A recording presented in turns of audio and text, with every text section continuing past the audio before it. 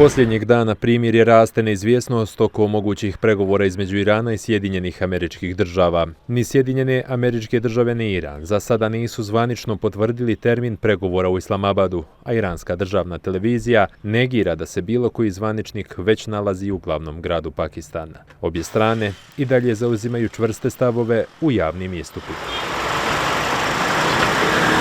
Iranski zvaničnici od nedjelje navečer ponavljaju isti stav. Ne pristajemo na pregovore pod pritiskom i uz kršenje obaveza, te da nastavak pregovora zavisi od promjene ponašanja i stavova Sjedinjenih Američkih Država.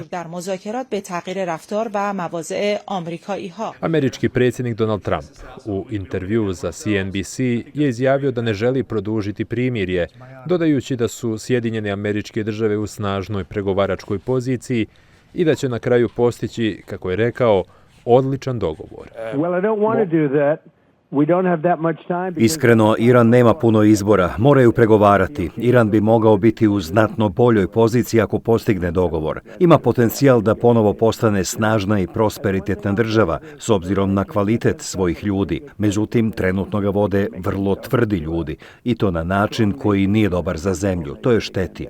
Mi smo u svakom slučaju mnogo jači, ali Iran mora pokazati razboritost i zdrav razum. Tako može izgraditi stabilnu i legitimnu državu, a ne onu koja počiva na nasilju i strahu. Ipak postoje naznake da bi delegacije obje zemlje mogle stići u Islamabad u srijedu ujutro.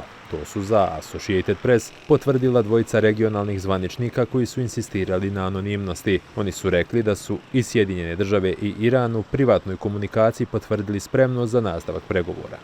Delegaciju Sjedinjenih Država trebao bi predvoditi američki potpredsjednik J.D. Vance, a iransku delegaciju predsjednik parlamenta Bagher Khalilzad. Ne treba očekivati brzo rješenje, ali i većina posla oko nacrta sporazuma je već završena. Vjerujemo da obje strane dolaze u Islamabad kako bi postigle konkretan rezultat. Ako potpredsjednik SAD-a J.D. Vance dolazi s američkom delegacijom, to upućuje na to da su Iranci već prihvatili jedan od prijedloga. Bilo onaj koji je predstavljen u Islamabadu, bilo onaj o kojem se razgovaralo u Teheranu tokom posjete načelnika pakistanske vojske Asima Munira. A dok neizvjesnosti oko pregovora rastu, zemlje regiona nadaju se produžetku primirja. Katar, koji se i sam našao na meti iranskih raketa, nada se konačnom dogovoru Irana i Sjedinjenih Država.